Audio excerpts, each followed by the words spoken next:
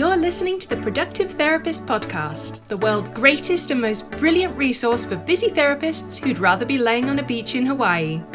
Every week we share helpful tips on where to put what, how to do this, that and the other, and the best way to get your ducks in a row. And now here's your host, licensed therapist, head nerd, and productivity Yoda, Uriah Guilford. Hello there. Thanks so much for joining me on the podcast today. I'm glad that you are tuning in. And I had a great conversation with Ashley Cox, and I'm excited for you to hear it. And we just met recently, but I can tell that we are going to stay connected and hopefully collaborate in the future. So Ashley Cox is the founder and CEO of SproutHR, a boutique HR consulting firm that educates and empowers women-owned businesses on how to hire and lead profitable, sustainable, impactful teams with confidence, ease, and fun. We talked a lot about making things fun and easy, so I think you'll enjoy that. At SproutHR, Ashley and her team focus on values-based hiring, compassionate and intentional leadership, and amplifying impact. They revolutionize the do-it-yourself mindset to one of exponential growth, hiring the right people the right way, scales business, and electrifies the bottom line, making women-run companies thrive.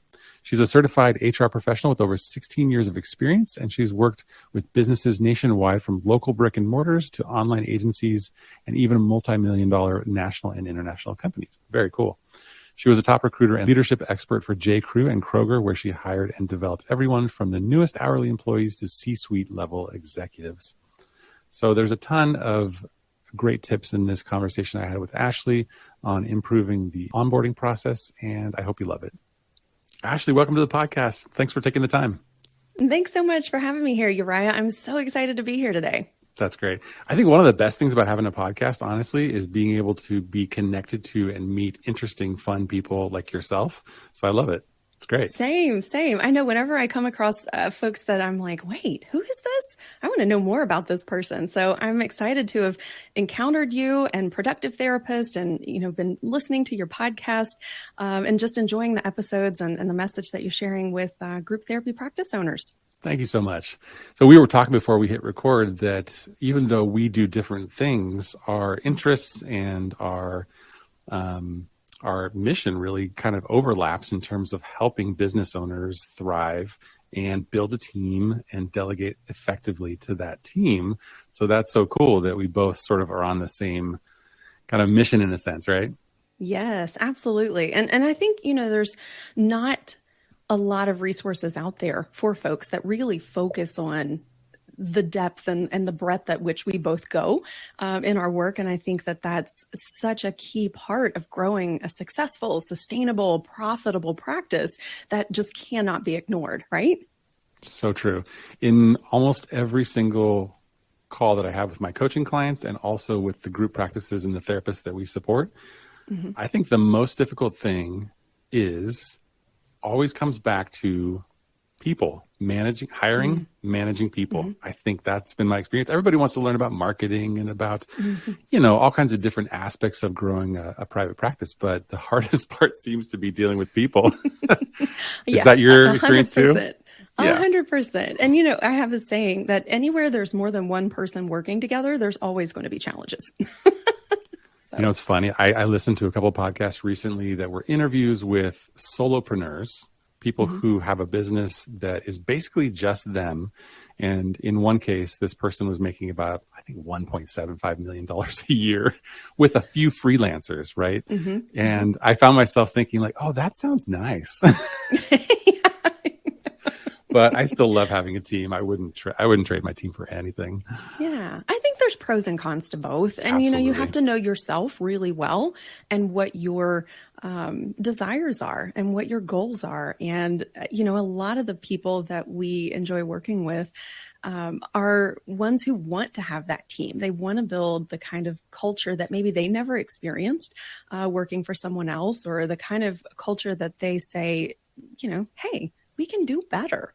Absolutely. And I think that's so beautiful because it's humans taking care of humans at the end of the day. Oh, that's cool. I love it. Yeah. So before we jump into talking about employee onboarding, it would be awesome just to hear a little bit about your story, if that's okay, about how you got into this work and how you started SproutHR. That would be awesome for the audience and for myself. for sure. So I actually started off in corporate, and it's so funny when people ask me, did you go into HR? I'm like, no, I totally fell into HR. And I think, that's been very historically a trend for many, many years, is that people get, they observe this certain skill set and they say, oh, well, you would be a great HR person. And so when I was a manager, just starting off after college, I very much was into the hiring and training and developing people. And that got noticed. And so I got invited to come and join HR. And I spent about 10 years in corporate HR. So working for really large companies like Kroger and J. Crew, and got to experience so many amazing facets of HR in large, Fortune 500, Fortune 25 companies, that gave me such a great foundation for the work that I do today. And I always knew that I wanted to branch out on my own, and it just kind of was a timing thing for me. So my husband got a promotion and we moved to a new state. And I said, you know what, instead of continuing to kind of, go for new jobs, why don't I just build something myself, which is probably a lot like, so many people who start businesses. Why don't I just build this thing myself? Sure. And, if he gets moved again, then I can just take it with me. So I started Sprout HR in July of 2016. So it'll be 7 years this year. And it was HR my own way. And I loved that freedom and that opportunity to be able to take what I learned in corporate HR and say, okay, what do small businesses need? Sub 50 employees, that's who we specialize with. And so what do these, individuals need when they're hiring their first person? What do they need when they're starting to add a few new team members? Where's that sticking point where it felt kind of easy hiring one person, but now it's starting to feel a little more complicated. And how can we help to bridge that gap and really make sure that people feel supported and confident in growing their team, and that they're not just taking a Band-Aid approach, but that we're being super intentional, that we're purposefully hiring each individual to support the practice or the business, whatever it may be. In a way that's going to be sustainable. And I think that's so important, is because there's so many people out there who are just like, hire. and then when you get into it, you've hired a whole bunch of people that maybe aren't in roles that make sense. They're not doing work that makes sense. And so it all comes back to, what's the purpose? What are we trying to do here? What's our big vision, our big goal? And that's the work that we really love to do the most at Sprout HR. Fantastic. I'm so glad that there are people like you that get excited about things like human resources. And oh, I'm a total HR nerd for sure. That's so when wonderful. I saw your head nerd job title, I was like, oh, I am going to get along with Uriah just fine. You can call yourself head HR nerd if you want. That totally works. Yeah. Totally head HR nerd. I always tell people, I'm like, listen, I love the things that are absolutely crushing you in your business. So let me just help you, because it doesn't have to be this hard or this scary or this uncertain. What a value proposition that is. I love the things that you hate. We should work together. Yeah, right. That's so cool. So much to unpack there, but you say on your website, this sentence, growing a team should be fun and easy. Tell me what you mean by that. And is that possible? Oh, yes. Well, I wouldn't have put it on my website if it wasn't possible, because I definitely believe in being honest. It will at times be harder in the beginning than it will once we get certain things in place, right? And I think that that's the part that people, they struggle with. Well, it's not fun and easy right off the bat, or it doesn't feel fun and easy right off the bat because I don't know what I don't know. I'm scared. There's a lot of fear. There's a lot of vulnerability in hiring employees and bringing strangers into the business that you've grown with your blood, your sweat, your tears, your passion. And I get that. And there are incredible people out there who are going to come alongside you and make your business, make your practice even better, that you don't even know yet. And so some of it is kind of debunking some myths, making sure that we're understanding, some things that are going to be a good mindset reframes, because people have a lot of really funky mindset, things that they bring to the table when they're hiring. And one of them, is always, well, if you want it done right, you just got to do it yourself. And I'm like, okay, listen, I promise you there's someone out there who can do this better than you. So true. And so that's kind of the fun part, right? It's like, we're going to joke about things. I'm going to bring things to light that say, listen, I know this is what you believe. I know this is what our society or our culture wants us to believe. And here's how it can be different. Let me show you. And so it gets to be fun. It gets to be light. It gets to be easy because we simplify everything. One of the things I find business owners do a lot, notoriously, in all areas of business, is we tend to overcomplicate things. And I'm sure that you've seen this yourself as well, right? Definitely. Yeah. Yeah. And that's it. I think it's a human thing, not just the business really, owner thing. It's the human condition. Yeah, it is.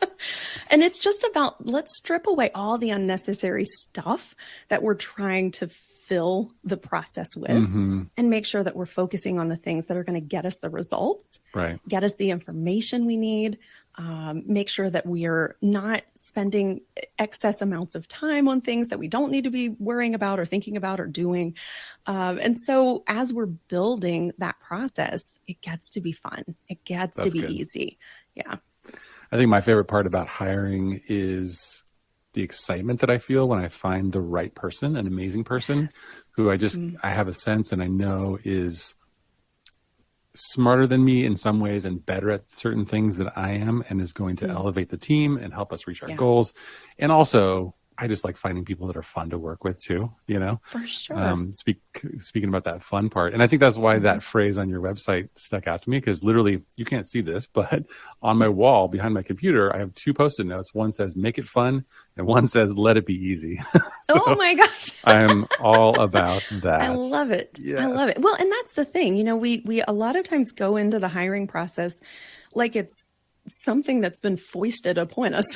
Like, this is awful. I don't want to do this. You know, people are digging their heels into the sand, and they're making it harder. But what if we thought, wow, on the other side of this process or this work or whatever, what if there was that amazing right-hand person who was going to support me in unbelievable ways? And they were going to take this work off my plate, or they were going to add something to this practice that we don't already have. And how exciting would that be? And how fun would that feel? Yeah. And I could talk about this all day long because I get so gigged up hiring amazing people because they actually do exist. I promise. Oh, 100%. 100%. We hired 3 really great new people for the productive therapist team this year so far. And it's made such a huge difference. I feel like we're on a roll. It's great. Yeah, for sure. And people, you know, there's a lot of commentary out right now that says like, oh, nobody wants to work. Nobody wants to, you know, apply for these jobs and this, that, and the other. But I'm consistently with our clients seeing not one amazing candidate, but multiple amazing candidates. They're not hiring just one person at a time. They're hiring 2 and 3 and 4 and 5 because they're like, I just have all of these amazing applicants.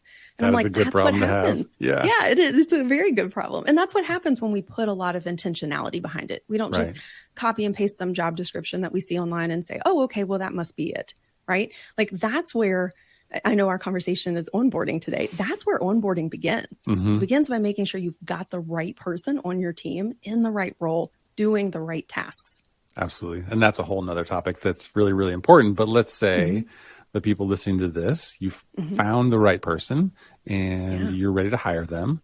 And actually, to take a step back real quick, one thing I heard you saying that's really important to insert here is that it sounds like you're saying once you simplify this process and you've done it more than once, it gets to be fun. It gets to be easy because you kind of know sort of what you're doing.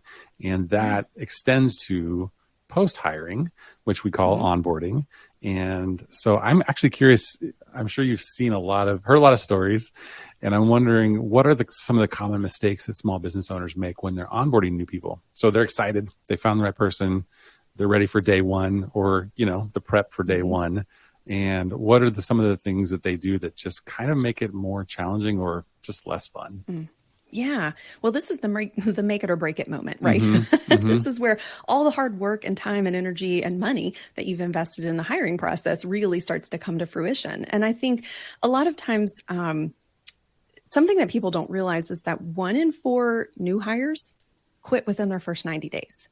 And that elevates or amplifies the need for proper onboarding because they're quitting because they're not getting the right start with the company. Sure. The job isn't what they thought it was going to be. So again, going back to that job description, are we putting the right content, the right information out there for people to say, oh, this is the job for me. I want to do this in this practice in this way.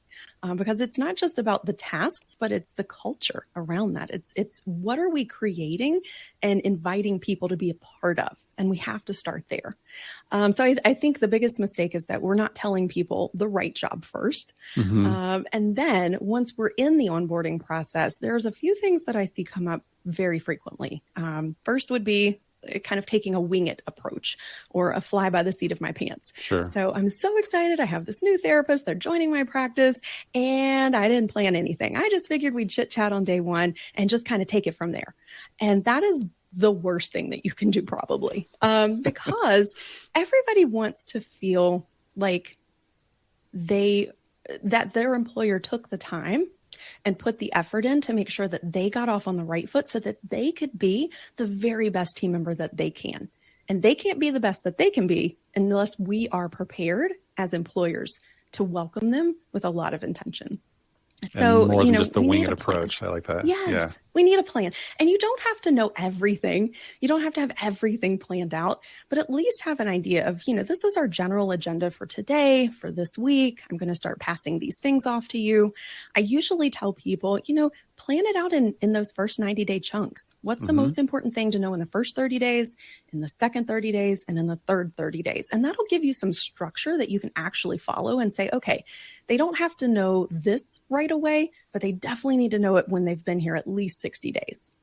So wing it approach, definitely not a good thing. Another one would be what I like to call the fire hose effect or the spray and pray. Right. Let me hire somebody and then try to tell them my entire business all in the first 30 minutes that they're here. And that never works, right? The best way to overwhelm a new hire is to try to give them too much information too quickly. That's again, that using that 30, 60, 90-day outline is going to help you to kind of self-manage. And I know we get excited. Oh my God, we have help. It's the best thing ever in the whole world. And I want you to know everything so that you can just hit the ground running and get to work. But the best way to have somebody hitting the brick wall instead of hitting the ground running is to give them too much information too quickly. So how would somebody who is likely to do that or has been doing that, how would you advise them to change that and spread that information out over more than just like fire hose for 60 minutes on day one? Yeah, for sure. I think it's important for us to have regular, more frequent meetings with our new hires right from the get-go. A lot of people are like, oh, well, I don't want to handhold people. This isn't handholding. This is onboarding. And this is what's required. Because even though they might be an expert in their area, whether it's a therapist or it's a clinical director or it's an administrative assistant, they're not an expert in your business, in your practices, your policies, your procedures. The three favorite P's of all HR people: practices, policies, procedures. Oh, yes. And so, we have to slow down and take the time to allow that learning to actually take place, because we can't learn if all we're doing is listening. We have to be engaged in that process. And so first it might be, okay, I'm sitting here and I need to tell the person what needs to be done. Then we're going to sit together and I'm going to show you, or I'm going to have another team member show you what we do. And then I'm going to let you go on your own and I'm going to follow up with you and we're going to have some questions. We're going to have some time to have conversation so that you can, say, hey, this part was missing, or I didn't really understand how we got from A to B. There was something there that just didn't click. And so that training process, that onboarding can take place over several weeks. But I think that it's one of those things we have to have self-awareness. I generally stay away from statements like always, never, must, whatever. But I will say that every single leader has to have a high degree of self-awareness, because that's where we say, oh, yes, did I do too much? Did I give too much? Do I need to pull back? And we have to be able to be emotionally aware of how people are receiving and interacting with us as leaders so that we can also judge our approach based on how they're receiving the information as well. That's a good point. And everyone is so different. Some people might like more and more information. If you don't give them enough, they might want more. More structure even. And then some people might be very, very overwhelmed by that. So but I think it has to be the right amount. Well, one thing that occurs to me is that whenever a business is hiring somebody and then onboarding them and training them, it requires a lot from whoever is the point person for that, right? Mm-hmm. And I don't know if you see this too, but it seems to me that a lot of therapists don't kind of clear enough space, create enough time to spend that, like you're saying, with the person so that they can really be successful. So that seems really important to me. And it seems to always 100%. take more than you think it should, even. Yeah, just go ahead and like 3x whatever you think it's Right. going to take. Right. It's true. And one thing I think that gets a lot of folks in trouble is that they wait too long to hire the help they need. Sure. Right. And I'm sure you've seen this too. And it's one of those things that it is scary. It is a financial investment. You do worry about, am I going to be able to make payroll? Am I going to be able to, keep my practice running? Am I going to be able to make all the bills? And that is very normal. So please, first of all, expect that, right? If you're listening, expect that. You're going to feel like you're losing your mind some days. And know that when you bring that help on, you do need to have that space and that time in order to onboard them properly.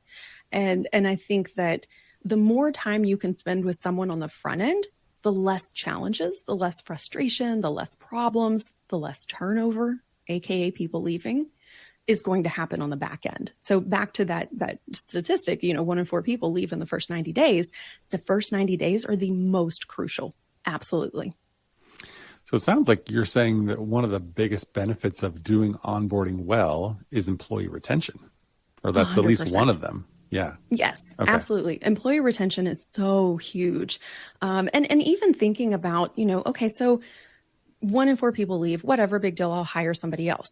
But the reality is that, the Society for Human Resource Management, which is an organization that I'm a part of, it's the largest HR organization in the world, did a study in the past couple of years and found that today in 2023, it is costing on average between 6 and 9 months of an employee's salary in order to replace them. Oh my goodness.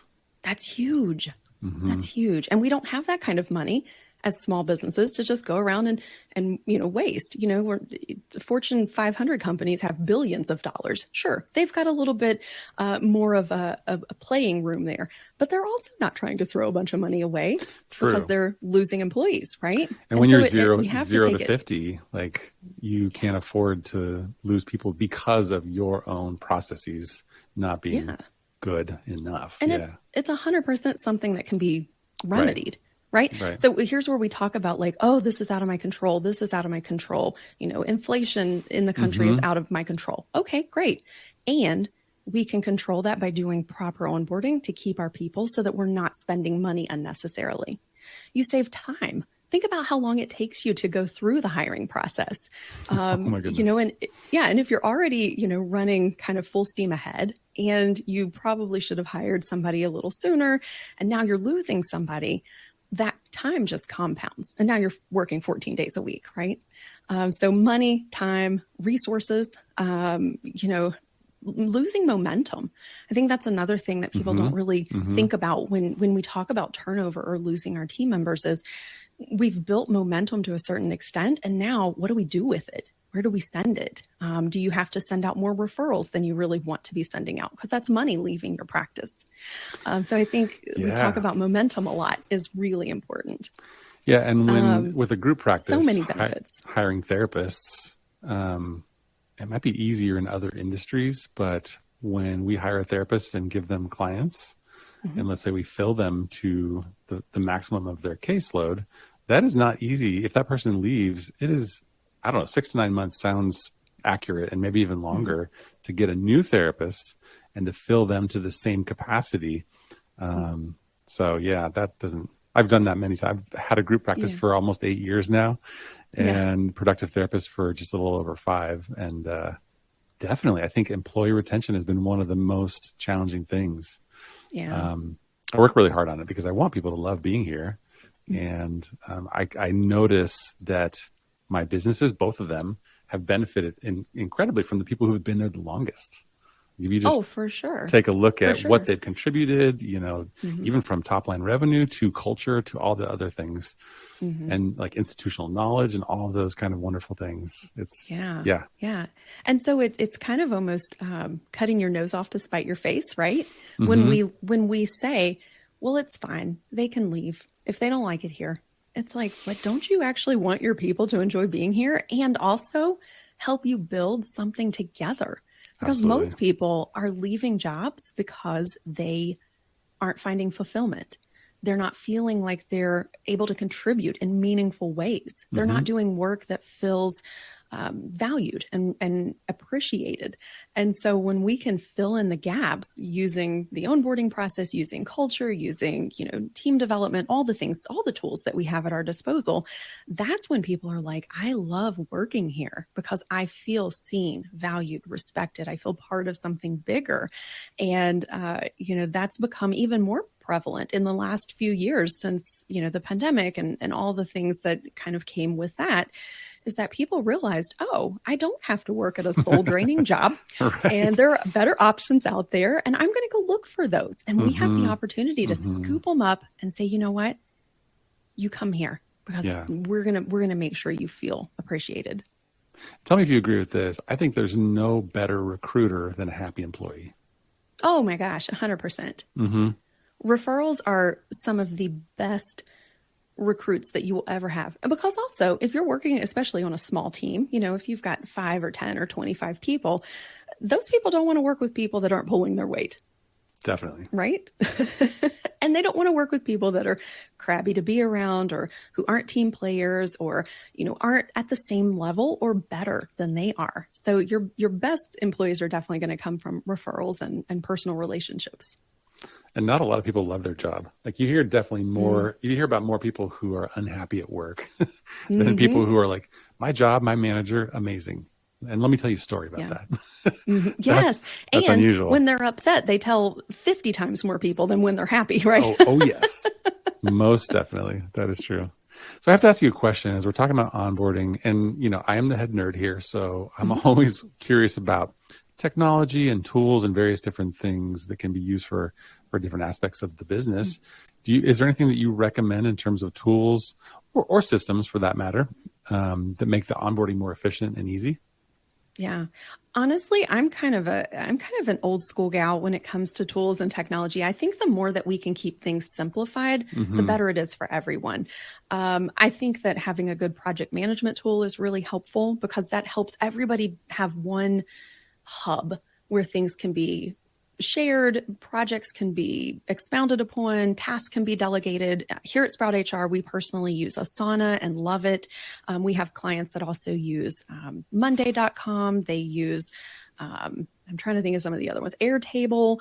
But whatever you're doing, I recommend keeping your tech stack super, super slim because the more places we add, or the more technology we add, the more places there is to go and look for stuff, to access resources and things that we need, which means that it's going to take you longer to train somebody and it's going to take them longer to find the tools that they need.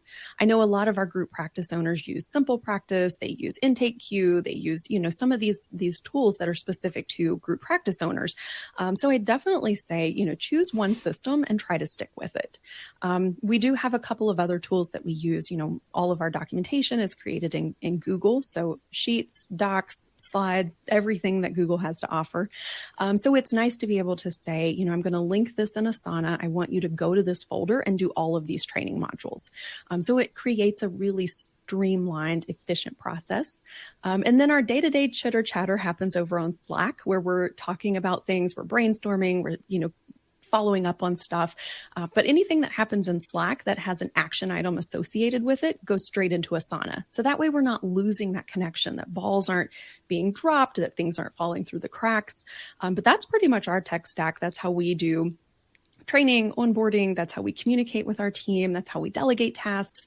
And I like that I can go in there and I can see everything that's happening at one glance, instead of having to go person to person and say, okay, what's going on with this and what's happening here? And it's going to streamline things for you as the leader as well. So that way you can keep a pulse on your practice and what's happening without feeling like you're micromanaging or you're hovering or you're, annoying people by checking in and following up on things. I like that. So use a project management tool of some sort, whatever you like. And it sounds like you're saying it's a good idea to have a set sort of list of tasks that you do every time for that position. Let's say it's a new therapist coming into the practice, and then you can just sort of assign those to them, and then connect them with whatever Google Docs you have where the rest of the policies and procedures live. And then those two would probably be enough, right? Yeah, absolutely. You really don't have to, again, going back to overcomplicating things, you really don't have to overcomplicate. What I would rather you do, instead of having some sophisticated, brand new, flashy training program, is to just have it documented.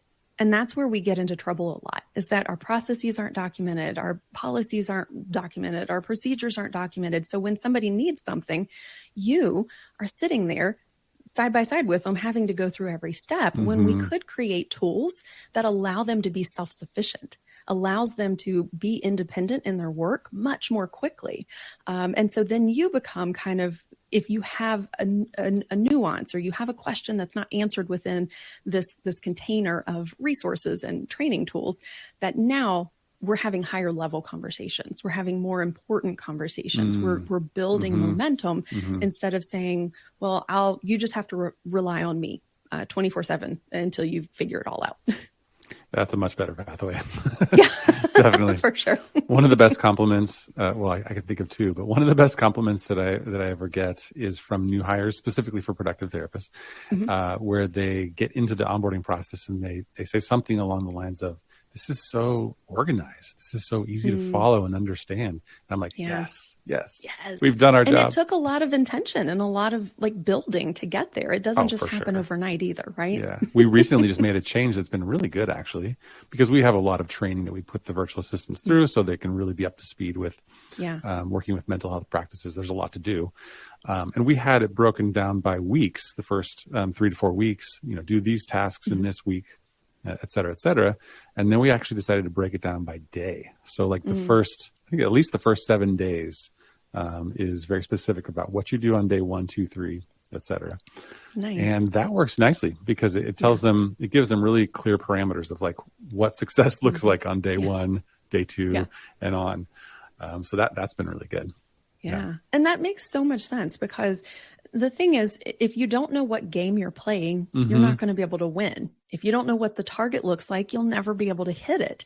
And so our job as leaders, as employers, is to tell the people what the game is and how to play it and what the target looks like so that we can all win together. That's so true. Yeah. You know what I always ask people after I do the first sort of 1 hour training, I ask them if they're still excited about the job, and if after everything I just shared with you, are you still excited about this position? And I want them to immediately say yes. And if they don't, then we have something to talk about. But yeah, I like that. I love it. It's such a great question. And I think, we get to make, here we're gonna go into this again, right? We get to make this fun. Right. I actually just read of a company earlier today, actually, called Peppercom. And it's a New York based PR agency, right? And one of the components that they have in their onboarding is that everybody goes and takes a comedy class. And I thought, that's brilliant. So fun. It really breaks down walls right from the get-go. And another company also does something similar. They have their onboarding process includes like an improv class, which made me think back to the episode with Figs O'Sullivan, where he was talking about I'm great with improv. Oh, right. Yeah. And he was talking about, how I love to come into the moment and solve the problem. And that's a great way to build problem solving skills with your team where it's, you never get to say, oh, I don't have an answer. It's yes, and we're building on things. We're brainstorming together. We're creating together. And I know That's the great. executive director of that company said something along the lines of like, connections happen when we're our most authentic selves. Mm-hmm. So if we can build an opportunity to be our most authentic selves into the onboarding process, we're going to create better connections, and people are really going to cool. feel more, more a part of the team more quickly, and they're not going to leave in those first 90 days. I bet you a lot of businesses don't insert those types of things, and they don't realize the missed opportunity to do so. Yeah. For some reason, I was thinking about one of my friends named Kurt, and he's got a group practice, and he's a very unique individual. He's got a great sense of humor. And in the hiring process, he asks people, "What are your 3 worst concerts you've ever been to?" And Fun. so it's like, That's a great like an question. unusual sort of like assessment question. Yeah. But that made me think about asking you, like it occurs to me that in the onboarding process, that can be also a good time for people to opt out. Like if they realize this is not the job I thought it was, or this is actually not going to be great for me, it would be nice for them to have sort of an off ramp. So I don't know if that relates to my question actually, but my question is this. From what you were saying, like, are there any other examples of like quirky or fun or interesting things that people have put in the onboarding process, whether it's about, qualifying your hires or not? Sure. Well, I definitely think the Peppercom is probably the most fun thing that I've ever read. But I think that, there's a lot of cool things that you can do. You can have virtual team dinners if, your whole team is dispersed. I know a lot of times we talk about having, like an in-person meeting or an in-person team dinner.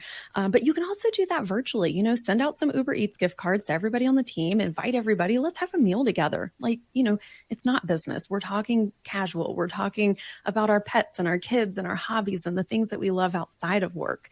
Because I think that's an important part, especially with remote teams, that they don't get. They don't get that same kind of bonding experience that in-person teams do. And I know a lot of group practices have moved to fully remote, since the pandemic happened. So this is something I think is very top of mind for a lot of practice owners, where they're thinking, but how do I create what we had in person when we're virtual?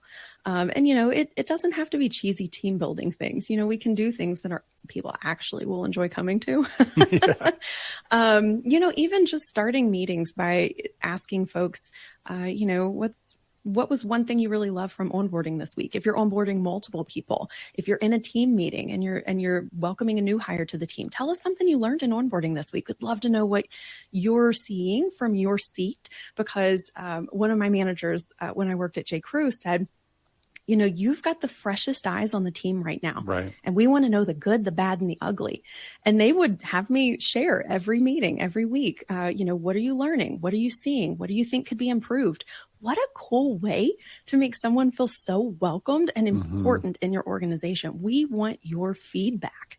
And I always remember that as being such an important part of my career journey as an employee, was that somebody actually cared what I, the new girl on the team, thought, what I saw, what ideas I had, how I could help contribute in a more impactful way. So those are some of the ways I think that people have made onboarding really cool. It also elevates and sort of empowers them in that position of being the new person, which is a good thing. And it can be totally scary, but I think the way that you hold space for it as the leader and as the team makes all the difference. It does, yeah. One that comes to mind, and we can move on, is I remember reading the book Delivering Happiness by Tony Hsieh, who was the founder of Zappos. And they're world renowned for their culture and they're amazing. Cool things that they do. But one thing stuck out, and I never implemented this, but they would actually offer people after, I think it was about the first week of onboarding, they would offer them something like $2,000 to leave. It's like, how much do you want? Basically, they were saying, how much do you want this job? How excited are you about working here? If $2,000 would convince you to leave, then that's probably a good idea. And they did that for a couple of years, I think, and it was very successful. Yeah, and that ties back into what you were saying earlier about, kind of giving people an out. And I always tell people the hiring process is where you also have the opportunity to say, this is a two-way street. Right. We have to see if you're a good fit for us, but you also should be asking me questions and judging if this is a good fit for you. And so I always give people the out right from the beginning and encourage our clients to offer people that opportunity to be out. And, that's what those regular meetings when you have new hires are so important about. Are you still enjoying this? Is this the job that you thought it was going to be? Is this the kind of culture that you thought you signed up for? What do you love? What are you not loving? And I think that our best onboarding building skills, I think that sounds a little strange, but we're going to go with it. But it comes from asking questions. It comes from saying, tell us the good, the bad, and the ugly. What's going well with onboarding? What's not working? What are you getting? What are you not getting that you need? How do we improve this? Because every time you hire someone, you have a chance to make the onboarding process even that much better. But you got to get the feedback first. That's so cool. You won't know if you don't ask because people won't tell you. No, absolutely. Especially not the new guy, right? Right. That's so true. Yeah. So I'm pretty sure that people are listening to this episode and thinking, this is amazing. I want to work with Ashley. I want to work with SproutHR. So can you tell folks how they could do that and what you have to offer? Yeah, absolutely. So we would love to have you if you are interested in, having us take all the awful things that you hate doing off your plate, making them more fun and easy. We do educate and train and teach you how to do these things in your own practice so that you can be self-sufficient and not rely on outsourced HR forever and ever and ever. But you can find us. I figured the best way to say it is SproutHR.co everywhere you go. And so if you're, interested in connecting with us, that's our website. That's our Facebook, our Instagram, LinkedIn. We're in all the places, as usual. And I think one of the tools that you can take away that is really super helpful is, SproutHR.co. I was trying to think of the URL that goes with it, but our hiring roadmap is a really amazing tool, SproutHR.co/roadmap. I think that's a really great place to start. It'll get you set off on the right foot. It has some onboarding details in there, some next steps for you to be able to really make this whole experience end to end. Yeah, I just downloaded the hiring roadmap, so I'm excited to dig into that. And I would recommend that everybody check that out because who doesn't need some guidance on hiring and onboarding? I mean, we all do. Even if you've been doing this for a while, there's absolutely things you can do to make it more efficient, more fun and easy. For sure. To stick with the theme of this episode. That's right. I love it because it gets to be fun and easy. That's so cool. Well, thank you so much for your time and for being here. This was a fun conversation, and I know people are going to get a lot of value out of this, and I'm sure we'll stay connected. Absolutely. Thanks so much again for having me, Uriah. And thank you to the Productive Therapist community for listening to our episode today. I hope you found a ton of value here.